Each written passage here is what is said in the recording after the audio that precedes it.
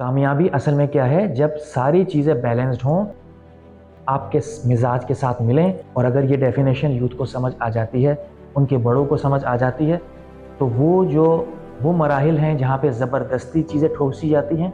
या इंसान कम अक्ली की वजह से गलत फैसला कर लेता है, तो उस पर सोचने के वो काबिल होगा। एक दफ़ा गलती होगी, 2 दफ़ा होगी, 3 दफ़ा होगी, लेकिन सही समझ जाएगा